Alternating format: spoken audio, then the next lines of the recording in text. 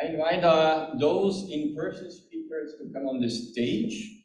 As I said, we have here a hybrid panel this afternoon with, as I can see, 3 people here face-to-face.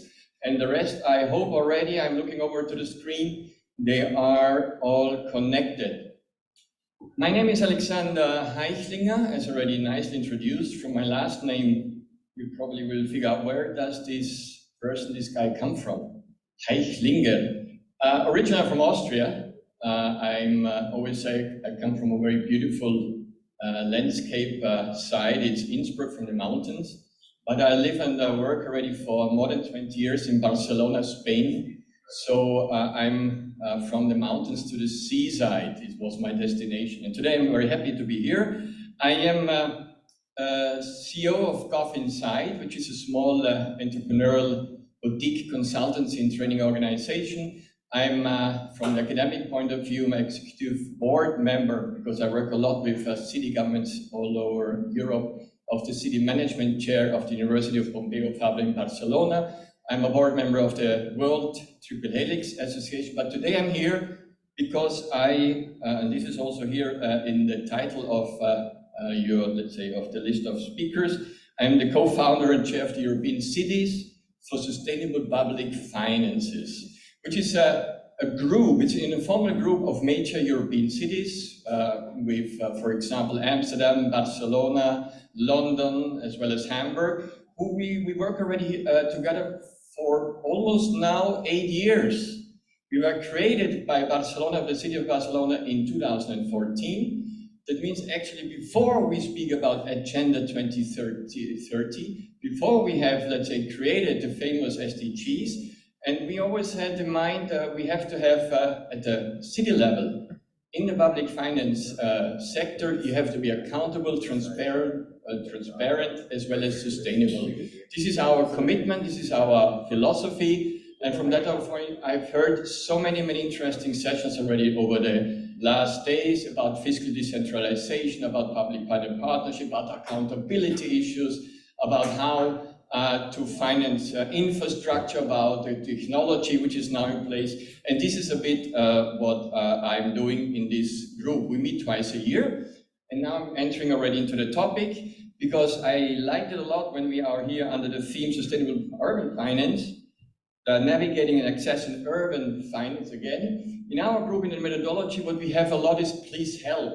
Yeah, that one city raises a problem and the other cities they try to find out solutions for each other. It's a very nice peer-to-peer learning process. And here I now ask my colleagues, my prominent speakers to help me, please help me, in navigating and accessing urban finances. Speakers coming from 4 continents, coming from the financial institution. We have banking representative, we have academics, we have an activist, investor and activist. I liked it a lot. I'm looking forward to what you will be saying. And let's start like that. First speaker, face-to-face. Some of them, they will be supported by a visual presentation, PowerPoints. Ilda is there very supportive of that. I thank already all the team for that help. I give the floor to Pierre-Alexandre Ballon, French from origin, but based and working at the university in Utrecht, professor in evolutionary economic geography, also having, let's say, an assignment at the University of Toulouse, but in addition working for the European Commission, for US, etc. Pierre, what are your ideas, thoughts on that very challenging, let's say, overall topic? Thank you so much, Alex, for the kind introduction. I'm going to be standing if that's okay, and I also have a PowerPoint that will hopefully start soon.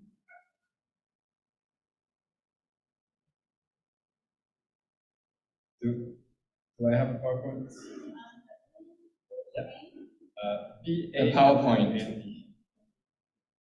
And I'm going to be talking about cities as actors of innovation.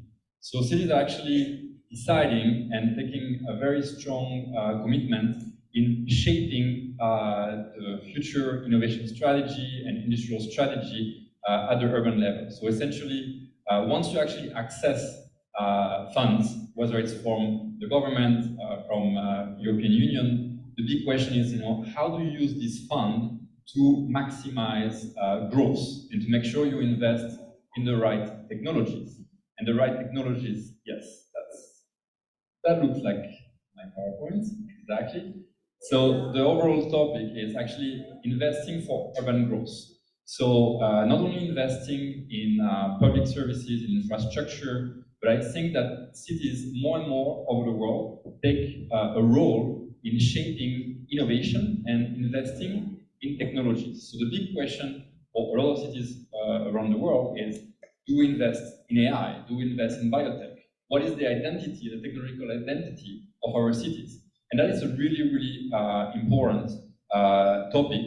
It's a very complex one. And I'm going to use some of the lessons from the Smart Specialism Strategy, which is an innovation policy in Europe with a budget of 120 billion euros, billion with a B. So it's a massive amount of funding that is available for regions and cities in Europe, and actually to help them reinvent themselves. And I will go to the next slide. That's possible? All right.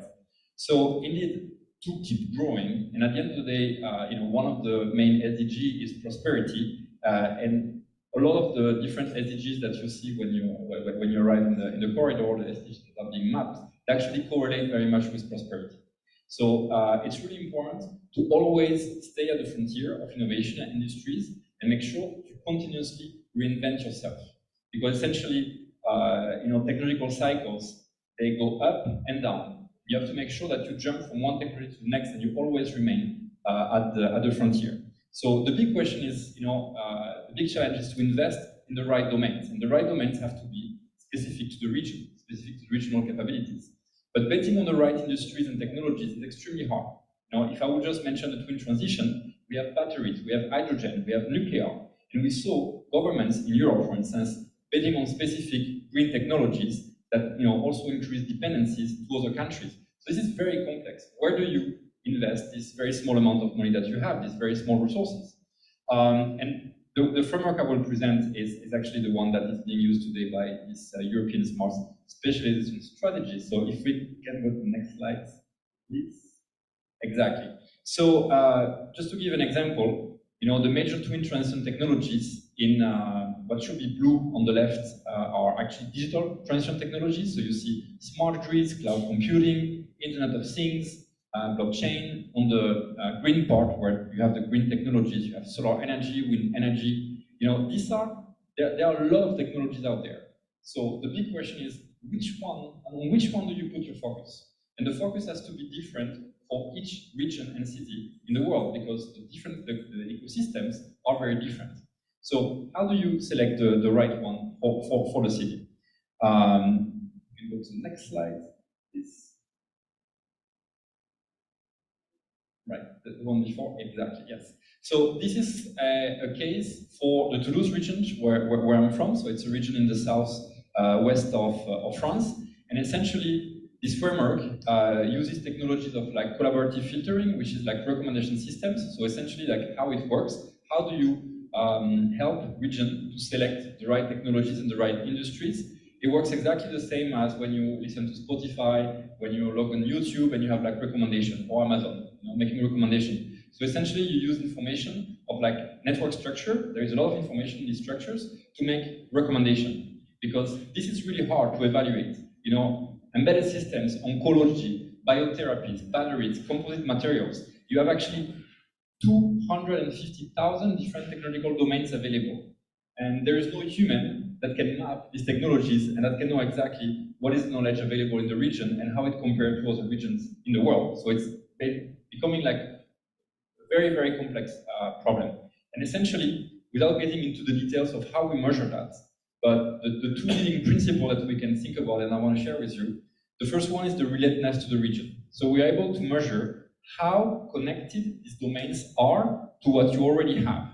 So essentially, how can you move from what you're doing to something new? As an example, we know that French and Italian are related languages. If I already speak French, it's going to be very easy for me to speak Italian. So the level of relatedness here between the region, Toulouse, and oncology is very high. It does not mean that the region is already mastering oncology.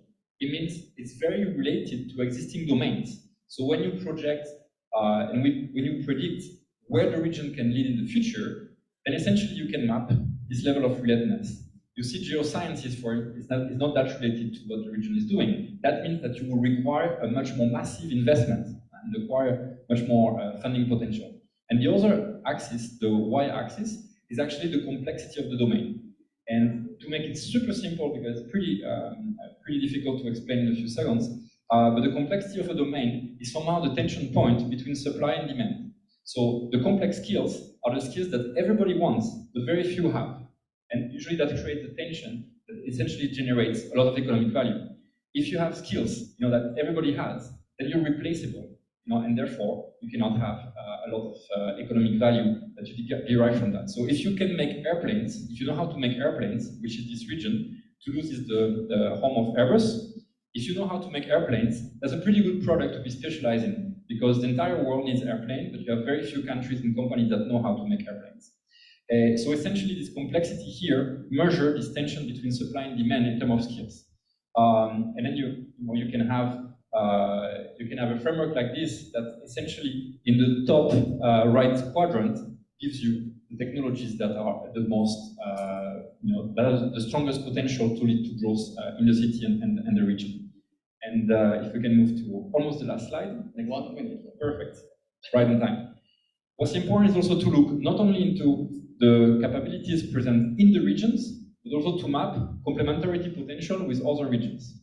And without getting into detail, this is also something that we've developed and that works really well. So we deploy that, and we help a lot of regions work with the World Bank, work with many institutions, and actually implementing this framework to make decisions and actually prioritize investment. This morning, I missed the session this morning, I apologize, because I was with the European Commission, also to deploy this framework in the Twin Transition new investment fund. So you also have to look at how to connect and have strategic collaborations with other regions. So the knowledge that is available is not only in the region, it can be somewhere else, then you have to create strategic collaboration. And some regions might have very complementary knowledge, but others might not. And all of that depends on the field. And the last slide, and I will just conclude on that. It's really important also to map the leaders in the fields, also at the company level. So be able for each technology to know who you can attract. And we can also do that. Now we have the data, we have the tools to actually help decision-making in terms of strategic investment in cities. Thank you very much, Pierre. He will be here anyway. We have then a Q&A at the end of the session. Pierre mentioned a lot about the public funding, as we are used to in Europe. We have here actually two main, let's say, large sources of financing is the multi-annual financial framework from the European Union. A lot of cities, a lot of urban projects can be financed out of it. And those who are not familiar with that, we have also the next generation financing in order to get out of that COVID and related crisis issue. It's a temporary financing, but for the next 2-3 years, and a lot of things can be smart specialization, changes, climate change can be done. Anytime I come over here to this part of the world, to this continent, I'm always fascinated about the huge source of variety of private financing. And here I give the floor to J.N. Guilfoy. She's the president and CEO of the Meridian Credit Union. Here she has let's say, a kind of advantage, be it here at home. I'm very happy to hear what you say, but from that private perspective, because you are much more into that. Yeah, thank you very much. And finance and technology is certainly complicated here in Canada, as I'm sure it is everywhere else. So J.N. Guilfoy, CEO of Meridian Credit Union. We are an Ontario-based credit union. We're the second largest in the country, and really come from a cooperative root. So credit unions here are not publicly traded institutions or cooperatively owned by our members, and therefore the ethos of who we are and what we do, I think, is different from potentially other financial institutions that we talked about this morning. So like Desjardins, we're similar. And really our purpose is to help our members live their best life. And we identify 3 areas where we really want to do that. Providing access to capital, and for us that means both people who are looking for money to do things to, make sure they have a roof over their head, they have money to live their lives and to grow their families and be healthy. Second is and access to capital as it relates to businesses and not-for-profits and organizations that need to build places like this one that we're in today, which is a center that has both commercial, residential, and community ingrained in it. So we help finance organizations like this. And then helping our constituents plan for a better future. So making sure that we are not only financing the transition to a cleaner future, but also providing tips and tricks to both residential and commercial customers. And then our final one is about making sure that people have the financial confidence. And I think if you look at areas where we've been historically disadvantaged groups, like our Indigenous communities, we heard from our gentleman this morning, making sure that people understand and that we can help to make sure that we're leveling the playing field as it relates to people understanding how to use money to advance their own personal lives and also to advance the lives of cities and communities. So that's who we are. And as a cooperative, I think we can do a couple of things potentially that others can't do. One, we can take a long-term view. We don't have quarterly shareholders. We don't have to, return an investment to a group of people who are investing in equities or investing in things. We can have a much longer-term horizon, so our capital can be more patient. And I think as we think about changing the systems around our communities that need to be changed to make sure that the future is equitable and fair, you need financial organizations like us who can think creatively, think differently, be at the table as part of creating a healthy community. So I think that's one advantage that we have over others. And then the second, I think, is our ethos. And we're a purpose-driven organization who really believe in our purpose. And so our ethos came from, us in particular, came from farmers in Niagara who could not get money from financial institutions to finance their farm. So the ethos of who we are around collectivity, reciprocity, making everybody strong, not just yourself strong, I think enables us to make different decisions. I've been in the cooperative movement, third financial institution, for about 15 years, and the ethos is kind of common in both Canada and US and UK and other places around the world, particularly in Italy and Spain. And so I think it is a model for which we don't really use as effectively as we can. I think as we think about transitioning to a better future, I think it's a model that we could be leveraging a lot more to create parity, to create equity, to take the power base away from the haves and the have-nots and really get effect. So, thank you. Thank you so much. I like a lot that. The message, a long-term vision, which is also good, very important, because very often we have too much that's in a short-term view. I can see there's a lot of chat going on. In case you check that, Hilda, please, and if there's something very important, let me know. Otherwise, I can also take this question at the end of the session. Let's continue. We have now a speaker who is hopefully virtually connected with us, Javier Yari, urban and regional planner, urban practitioner, and policy advisor from the UN Habitat. Are you with us, Albert? Yes, I'm with you. We cannot hear you yet.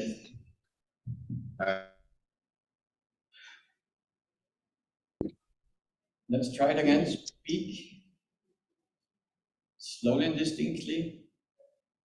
Yeah. Now yes. Perfect.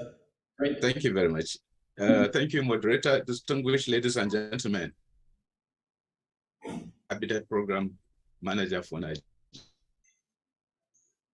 Establishing sustainable financing mechanisms for municipal in African cities. The interesting thing was that in talking on the high level, but we have not found the basis. It is to provide infra and future needs. However, most it is difficult to access for urban development, especially informal low-income areas. Challenges of municipal services came to the fore of COVID-19 pandemic. These include overcrowding, Sorry to interrupt you. Maybe you areas. switch off the camera, then the connection is better, and then we can hear you better. Because Okay. while you talk, it's always a little bit, let's say, interrupted. Okay. We Okay. see you perfect, and it's now better. That's okay. That's okay. Thanks a lot. Thank you very much. Recently, climate change issues are becoming more visible, with many cities facing flooding, increased heat waves, and drought.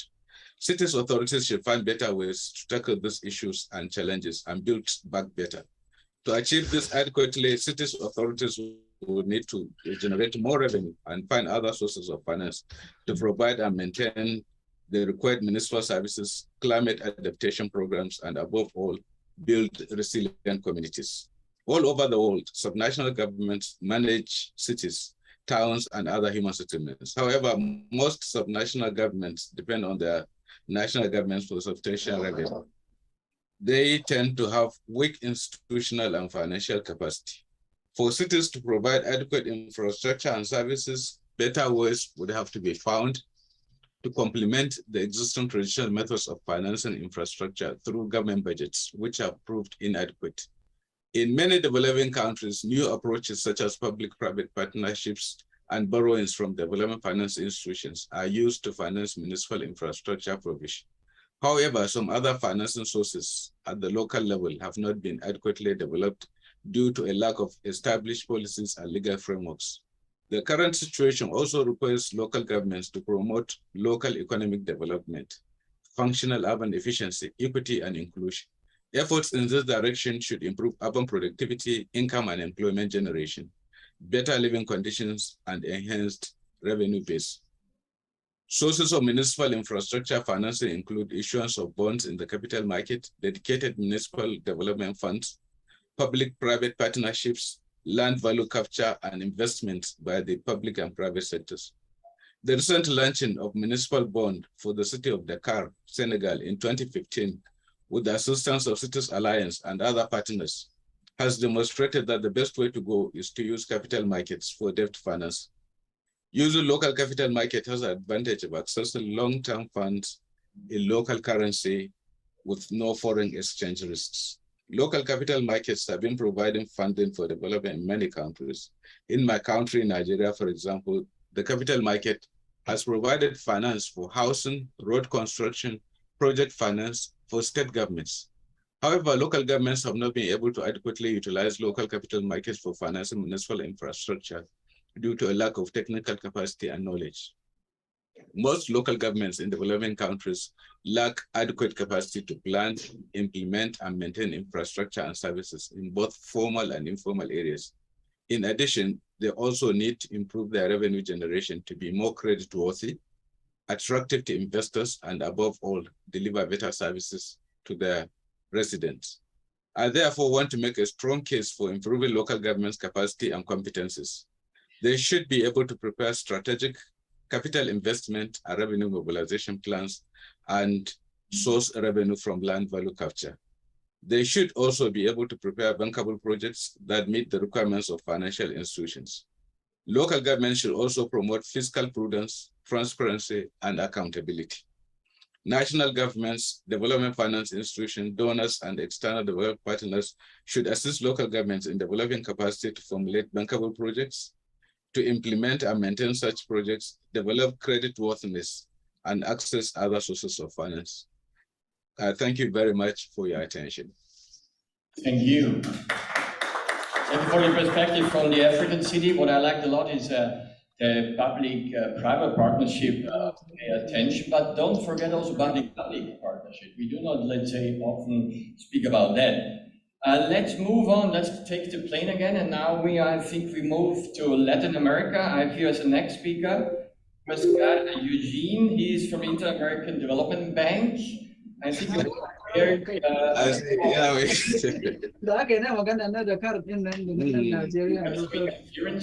switch off the microphones, the other one. Lead specialist in fiscal municipal management of the IDB. The floor is yours. Thanks a lot for being with us.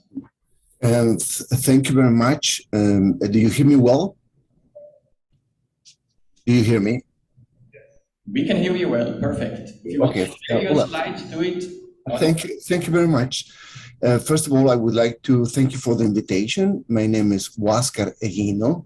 I work as a fiscal management specialist at the Inter-American Development Bank, and I have been working with subnational governments for about 20 years, providing technical assistance and direct advice to about 100 cities in Latin America. I really thank the opportunity to participate in this event. I see that the panel is very diverse. In my case, I'm going to bring the perspective of an international bank, development bank, Inter-American Development Bank in this case. I've made a very brief presentation, and if you don't mind, I would like to share it with you. Okay, here you are. You can see it well. It's not. Do you see my presentation? Do you see the presentation now? Almost, not yet. Now it's perfect. Okay, perfect. So I would like to make a presentation. Basically, I will turn off the camera here, just to be sure that everything is okay. Okay, doesn't matter. Okay, here. Okay. Yeah, I will make a presentation about sustainable finance for cities. This is a Latin American perspective, building up institutional conditions at subnational level. So basically, what I wanted to share with you is basically what are the gaps or finance infrastructure gaps that we have for sustainable finance in Latin America? What are the institutional reforms, very briefly, aimed at closing these infrastructure gaps? Roles of subnational governments, improving allocation efficiency, improving technical efficiency, and facilitating access to capital markets. So first of all, we made some research in Latin America, and we know that Latin America will need 2% to 8% of GDP to attend the climate crisis. But we also will need about 5% to 11% of GDP to attend social investment. So if we're talking in total, we'll need to attend SDGs about 7% to 19% of GDP per year. So as you can imagine, this amount, these numbers are really huge. Now we have all the background research that support these numbers, and the numbers are really, really very important. But what do we need to do to attend these gaps? In our perspective, it's important to reallocate public resources to attend new priorities. That's one of the areas. We need a huge reallocation of resources. We need to improve technical efficiency of public infrastructure, and of course, create conditions to access new sources of financing. I know that the conference is focused basically on the last element, but it's important to understand that to close these gaps, it's important to work in these three different levels, meaning work on reallocating public resources, improving the technical capacities and efficiency of public infrastructure, and to create the conditions for accessing new sources of financing. This is very important in Latin America. Why? Because in Latin America, countries like Argentina, Mexico, Brazil, Colombia, Peru, they have a very important percentage of public investment under the responsibility of subnational governments. If you see, for example, the case of Argentina, Mexico, Brazil, or Peru, more than 50% of public investments are implemented by subnational governments. And of course, here we have cities as the main drivers of these investments.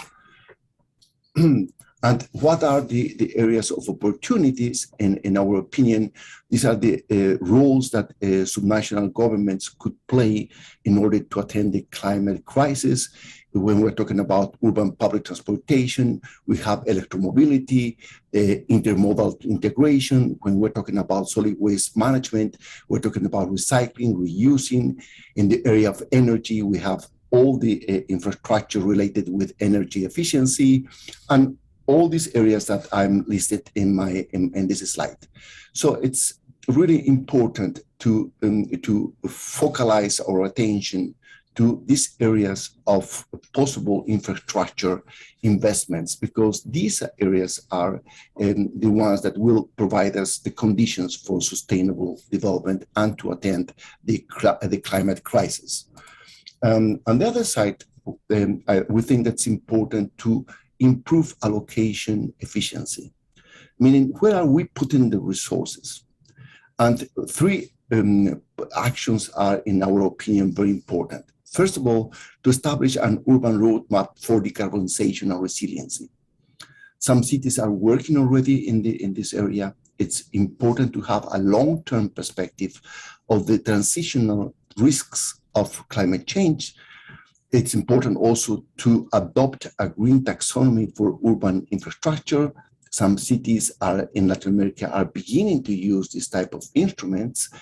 I know that, for example, in Europe, the use of green taxonomies is something very, broadly applied, implemented. But in Latin America, we're still working and beginning to use this type of instruments.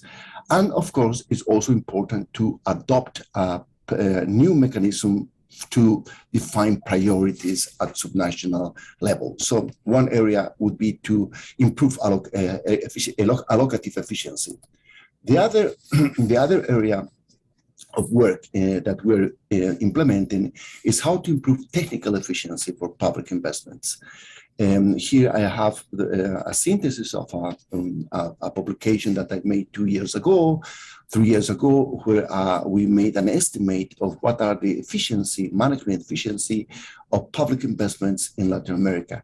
And you can see this is the scale of 4, is the highest value for this index. And we see that in most cities, in most subnational governments, local capacities are very low.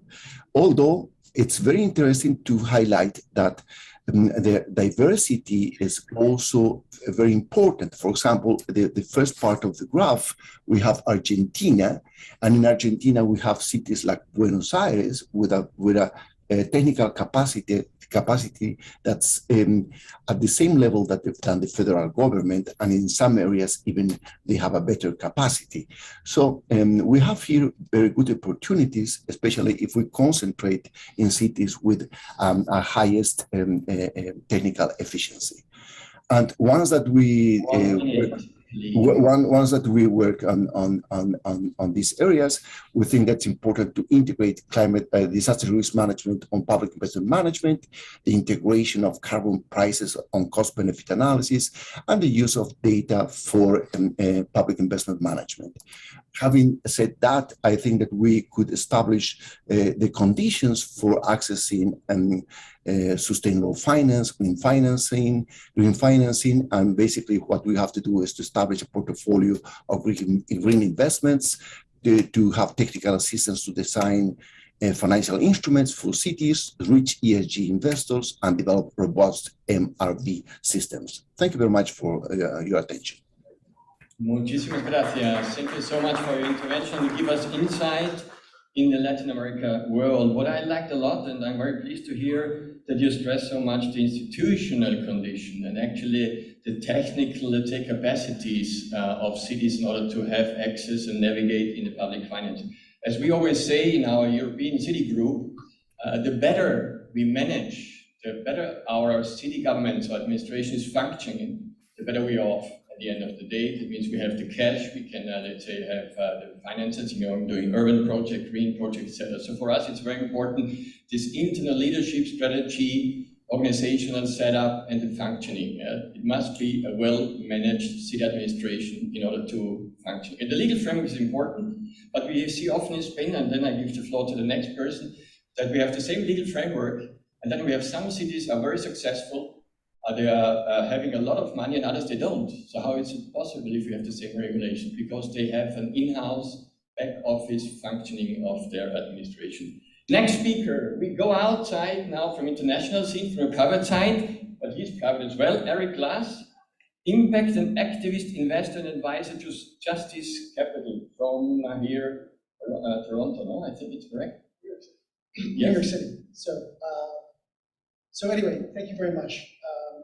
I think it's important just to ground who I am and where I come from in the conversation. So I'm a portfolio manager, a fixed income bond portfolio manager. So I'm the guy, just to put this in basic terms, I'm the guy that buys all the debt that we've been talking about. I have operated within the municipal space, strictly within the United States. And in the United States, the municipal space is a very, very mature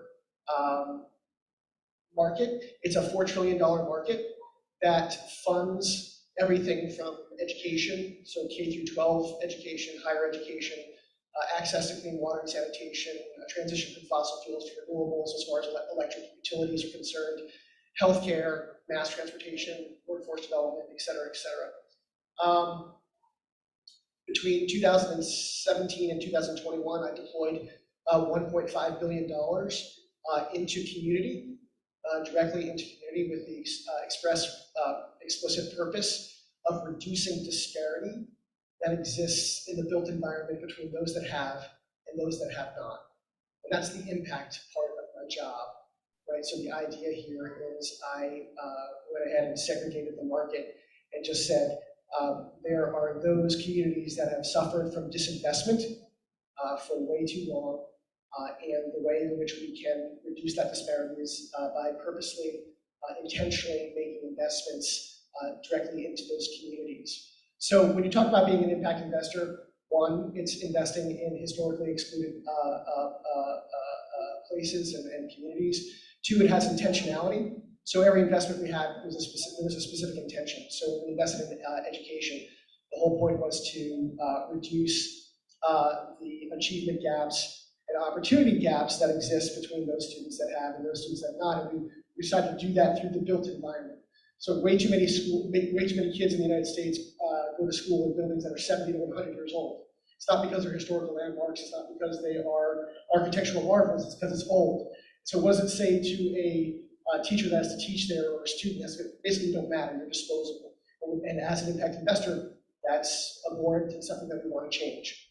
When we invest in healthcare, unfortunately, there are too many communities where you could literally be 2 miles apart, and the life expectancy of those two communities can literally be 30 years. So Roxbury, Massachusetts, average life expectancy is 60. 2 miles away in Back Bay, Beacon Hill, the average life expectancy is 90. How can that happen? Why does that happen? And so by making investments in safety net hospitals that are not only providing a high quality service within the confines of the four walls, but are going into the community to address the social determinants of health, we're going to improve the quality of life and improve life expectancy. That's the theory of change, right? So again, investing in historically excluded communities, each one of our investments has a specific intention, and we track that intention with key performance indicators that are idiosyncratic to the sector that we're investing in. How we take it a step further, we're also an activist investor. So I know that might sound strange. We're not equity owners. So what can we do? So historically, you've heard about activist investors, which generally speaking are rich white old men who decide to buy up stock in a company and basically agitate by either replacing board members or trying to command operations. That to me is not activist investing. Activist investing is actually partnering with community, going to community, seeing what community wants, seeing what community needs, and how you as an individual, then you as a group, a capital stack, can go to that community to basically bring their desires around change to fruition. It's all about collaboration, it's all about uplift, it's all about centering community. That's what we do, that's our intent, and we are activist investors around that. If you want to go along for the ride, that's great. We are partnering with community activists, grassroots organizations, faith organizations, think tanks, et cetera, et cetera. It's amazing when you bring finance, and unfortunately the hand that rocks the cradle is the hand that rules the world, that's finance. When you bring that power and that leverage with community to the table, environmental and social change can be expedited, and that's exactly what we're trying to accomplish. As far as what we're ultimately trying to do is to divest from bad things, divest from things that are extractive, and to invest in things that are transformative and regenerative.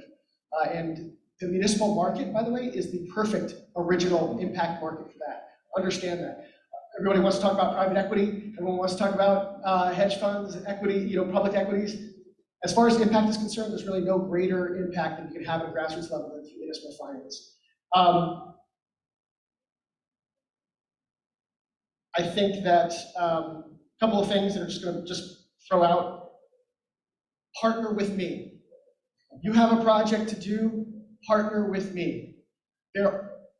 Finance has earned its stripes as being a really extractive industry that's changing. As you see in this community, it's changing. I'm one of those, hopefully, people of change. There's been a poverty of creativity for the last 50, 75, 100 years. That needs to change. I have a high disregard for the impossible, and many impact investors have a high disregard for the impossible. It's really time to come together. One thing I will say in terms of this conference, one of the things that's, I think, the notable things that are missing is a JP Morgan, a Bank of America, a Citigroup.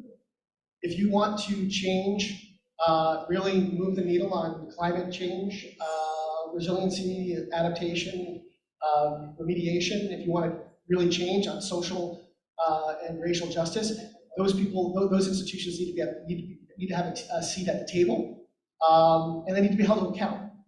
They're making billions and billions of representations of investments they're going to make in climate and people. My guess is they're not going to make any of them, but that's just me.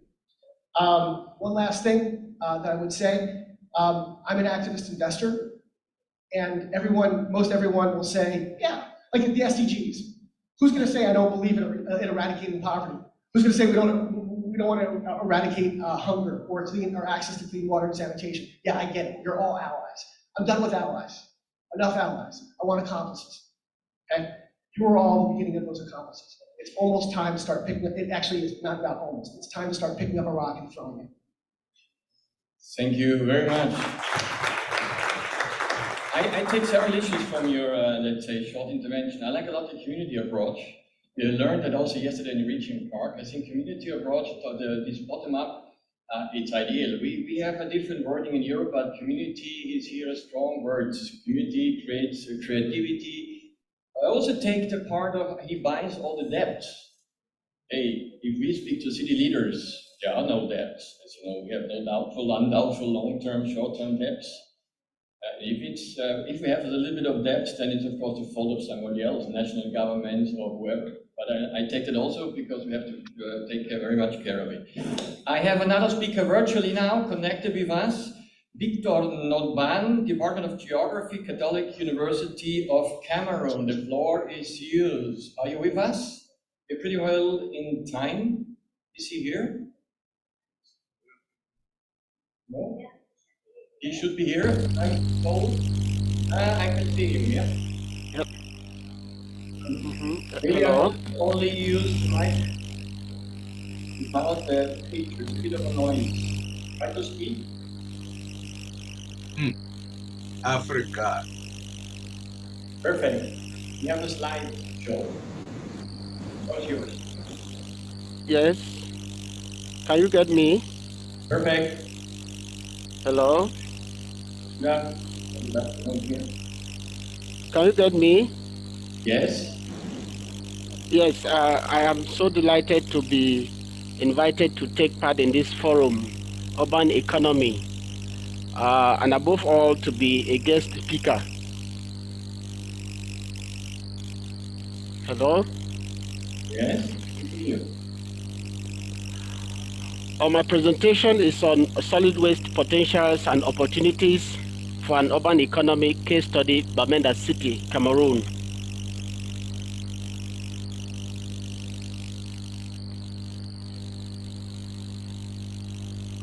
Can you see your slide so you can continue talking?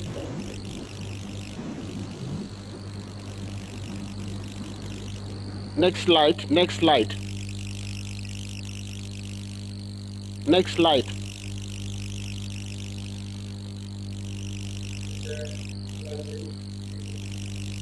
Next slide.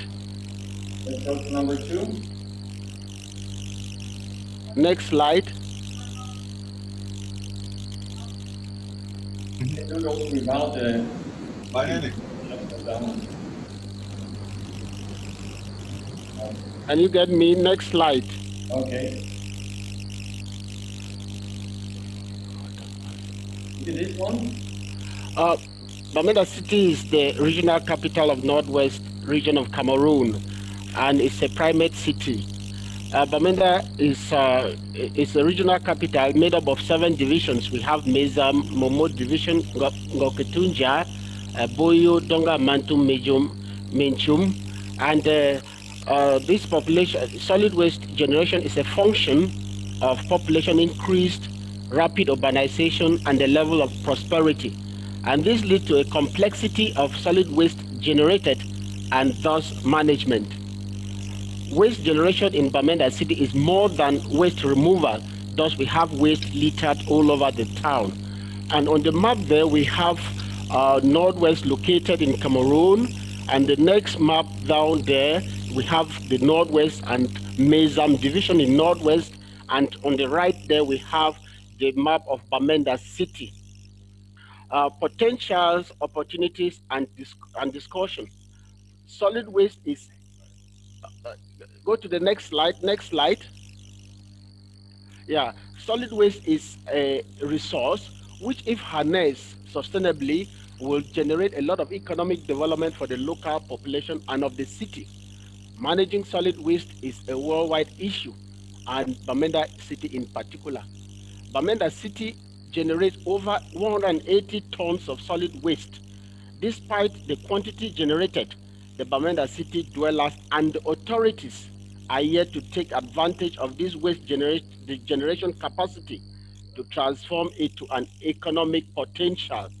Next slide. This presentation intends to bring out the garbage-preneur concept, where waste is a resource that can provide a lot of opportunities to the urban economy, with its benefits to all its inhabitants as a key point in this presentation to the authorities. Solid waste as a raw material for local industries. We see that old tires are providing a lot of products and generating local employment. Old tires can provide what we have there on our screen, bushing for motorbikes or cycles, footrest, mud guards. Wires can be gotten from the old tires to produce baskets. We can also use the old tires to produce sleepers. These old tires can also be used to roof latrines. The old tires can also be used to build embankments to avoid landslides. They can also be used to construct steps for houses. We lost your voice. Okay.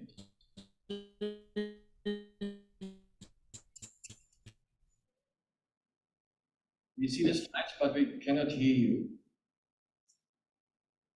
In upland areas, and robbers can luggage. We also can use the old fire environment and also to plant market garden. Next slide. Yes, use pavement tiles. We can also produce wall tiles. We can also generate manure from compost, biodegradable waste, and can lead us to organic farming. We can also generate biogas from solid waste. Income can also be generated, especially by the scavengers or the waste speakers. And the harnessing of this solid waste will lead to a smart, safe, resilient, and a clean city, meeting up with the SDG 11. Next slide. Thank you. Good.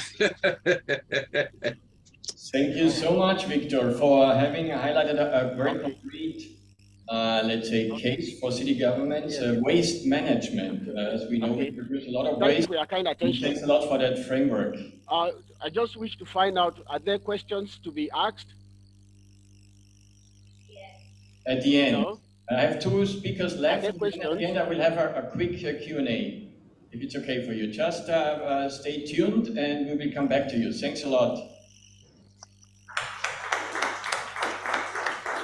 As I said, we have 2 prominent speakers left. Let's invite now Daniel Blatt. with Senior Economic Affairs Officer of UNDESA. I can see already UN logo, so he's there and ready. The floor is yours. Thank you so much. I will be sharing my screen, so let me do that. Just want to make sure it works.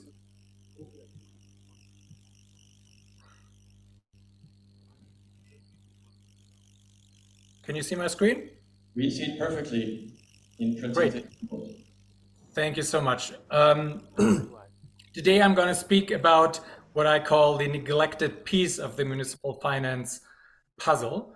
I've been working on municipal finance for almost 20 years. And only 5, 6, 7 years ago or so, we started thinking about the issue of infrastructure asset management as something that is really quite neglected at the UN when we talk in the international community as a whole, when we talk about municipal finance. This presentation today is trying to do two things. I want to make a case for infrastructure asset management and tell you why I believe it's important for municipal finance. And I also want to talk a little bit about the work we're doing at the UN to fill that gap. And that work is being done by UNDESA. UNDESA is the Department of Economic and Social Affairs. It's the largest department of the UN at UN headquarters in New York. And we're working together on this project with the United Nations Capital Development Fund. I know that some of the experts, including my colleague Dimitri, also speakers, and some other agencies, including United Nations Office of Project Services. These are sort of joint efforts to address this gap. Now, what is infrastructure asset management? Well, first of all, what are infrastructure assets? I think we know what they are, but it just bears repeating that we're talking about physical things of value that provide a public service to the community. And many of those are managed at the local government level. We've talked about waste management facilities, water and sanitation systems, roads, smaller assets like even parks, cemeteries, street lighting, and so forth. They're all essential to the delivery of basic public services, and so they are essential to the core task provided and done by local governments. What is infrastructure asset management? Well, infrastructure asset management is really about a series of activities that monitor and maintain these things of value. And there are two approaches to think about it. One is over the life cycle of an asset. It starts with the planning, the acquisition, the operating, the maintaining of the asset, and then finally the disposing of the asset. And much of the discussion, even here, right, is on the planning and acquisition phase, on the investment into the asset, but not so much on what comes afterwards. And infrastructure asset management really then includes the balancing of risk, cost, opportunities, and performance to fully realize the value of an asset over its lifespan. And the second part, over the entire portfolio of assets. So every local government around the world has a portfolio of assets to manage. There are, smaller assets like vehicle fleets, ambulance cars, even desks and equipments at the municipal level, right? And there are bigger assets like roads and water and sanitation systems, and all of them need maintaining and care, but you need to take a very informed decision on when to do what. And that is called portfolio asset management, right? Why does infrastructure asset management matter for municipal finance? Well, it's quite obvious, the link. Infrastructure asset management, which I will use the acronym IAM for this presentation, really helps to maximize the service and financial value of assets like the one we just discussed. How does it do it? Well, through good management, you reduce the expenditure as assets last longer and break down less frequently. You increase the revenue potential of assets as they function better, and you increase the willingness of users to pay directly through fees and indirectly through taxes. Some infrastructure can be used as collateral for loans. And ultimately, if infrastructure asset management is done correctly, it'll increase the entire financial viability of the local government. With that, it will finally ultimately also increase the creditworthiness. And if you do that in the entire country, right, that lifts up the creditworthiness of the entire country. In case you're not yet convinced, a few numbers. So first of all, we talk about the SDGs, right? We know that infrastructure is linked to over 90%, 92% of the SDGs and their targets. This is based on a study done by our colleagues from UNOPS with Oxford University, where they really did a very careful mapping. There are studies out there that under-maintained infrastructure leads to 2% reduction in GDP loss, across the board. So that is very, very significant if we're talking about GDP growth of 4, 5, 6%, and 2% can be lost because of that. And then finally, a striking number, it's not an exact number, right? So the estimates are somewhere between 70 and 85%, but let's say up to 80% of life cycle costs actually occur after the construction phase of an asset, during the operation and maintenance phase and during the disposal phase. And often that is not thought about, and that is the missing piece. And that's why infrastructure asset management often fails at the very end. Now, what are we trying to do at the UN to address that? At the UN, we're focusing on developing countries, but this issue is really an issue that is right there across the board. There are a few countries in the world that do a tremendous job in really introducing systemic and proactive asset management at the municipal level. Canada is one of them, the UK, New Zealand, but in many developed countries, this is also sort of done indirectly and not very systematically. However, we focus on developing countries where bad asset management can really lead to quite drastic consequences, and where the impact on living standards is even more pronounced. We published a handbook on managing infrastructure assets for sustainable development together with our colleagues from UNCDF and UNOPS. We have various tools there that are very easy to use. Diagnostics. What are you doing right now in terms of your asset management? What actions can you take? And then we have some deep dives on how to collect the right data and information for assets. How do you use assets to respond to emergencies, especially health emergencies? How do you address climate vulnerability through better asset management? And these are some of the tools we have. Sure, I'll finish in a second. The handbook is available in 10 languages. We're built around synchronous, asynchronous, and on-site learning. We have trained over 3,000 local government officials, and we're providing now field support in these countries here that you see, where we really go into local government settings and try to help them design and implement their asset management action plans. Here are just a few pictures of what we do. We don't only do the training, we visit the assets, we talk to the government officials in their local governments, and we try to help them assess what can be done at low cost, better, with big payoffs in the end. As a result, we have about 150 local governments right now that have design action plans to improve their asset management. And what is even more important, at the national level, this leads to national legislation enabling regulatory environments on asset management that are being now designed in various countries around the world. Because only if you have an enabling environment at the national level will you be able to empower local governments to do infrastructure asset management right. I'll stop right here. Thank you so much for your attention. Please, if you're interested in this project, if you can contribute. Thank you so much, Daniel. Especially for tackling a very important issue when we speak about urban finance, is the infrastructure asset management. Infrastructure is one of the key elements in any kind of city, let's say, government. As you mentioned, one of these having outlined a little bit the road system.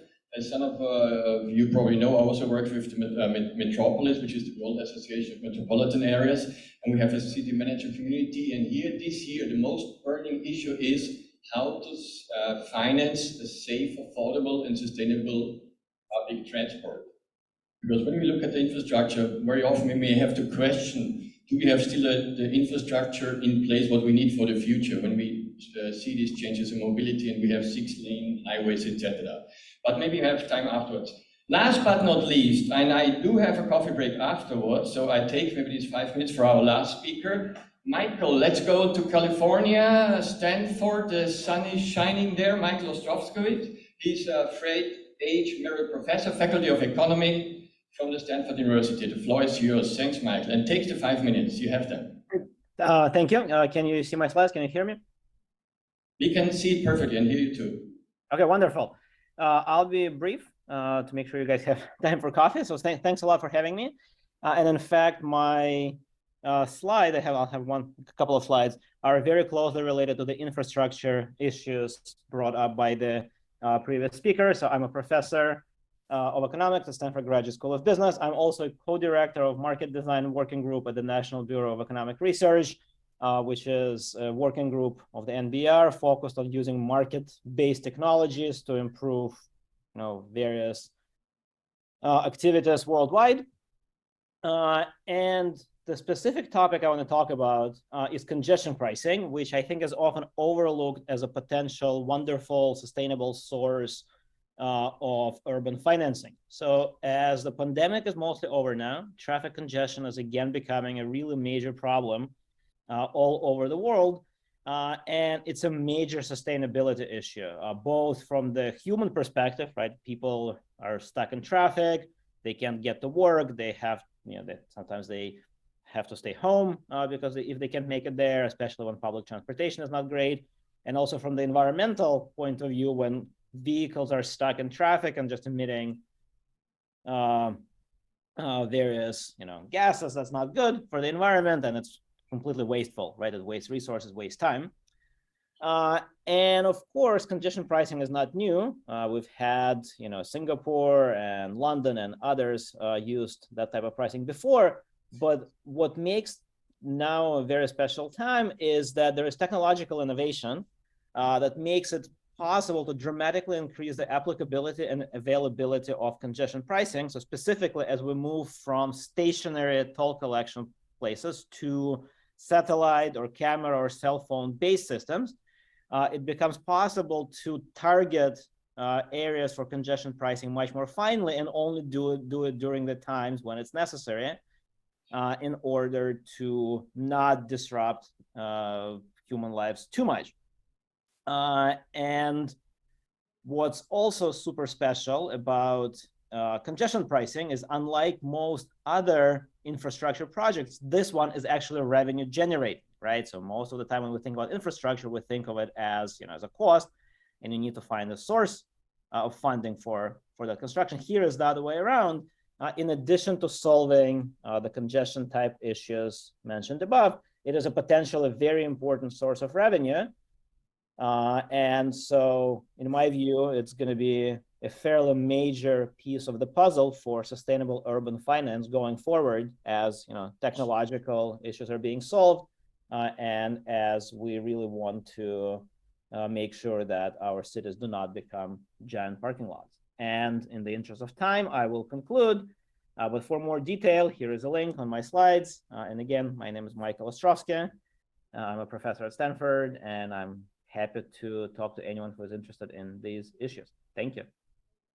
Thank you so much, Michael, for that. Also for the time discipline. Traffic again, mobility, we heard it before. I take the privilege and opportunity to at least have, if there's from the audience here in person, a question. Do you have anybody a question to our distinguished guest? Because otherwise it's always one-way communication that we would like very much. We have somebody over there, maybe she has a microphone, and then a quick question, and please also address the person to avoid a general one. And then we have a quick break. Very quickly. I'm Beatrice Jordan from ICIP. I have a question for Eric. Where's Eric? Eric left. He had to catch a flight, unfortunately. But if you raise the question, maybe the others they can replace Okay, also him. I have another question to JN. Could you share with us your experience in blended finance with international financial organizations? If it's the case.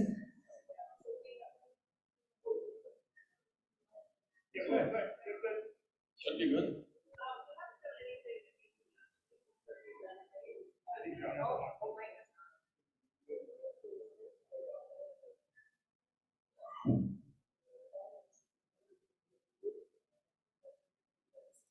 Hello, there we go. Perfect, thank you.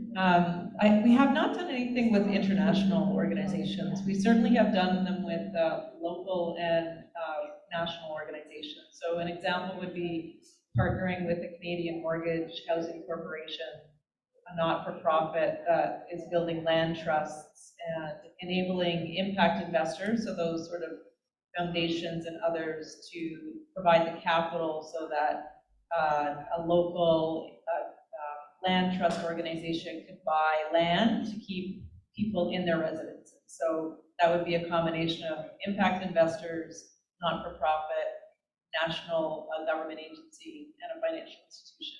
So we haven't done that internationally, but we certainly have done it within the country. Thank you. Any other short one? If not, we see already there's a short coffee break. I would like to say thanks a lot to Jay and to Pierre Alexandre, to all the colleagues on the virtual, let's say, screen. Thanks for your attention. 10 minutes break, and here in main room we will have session 27.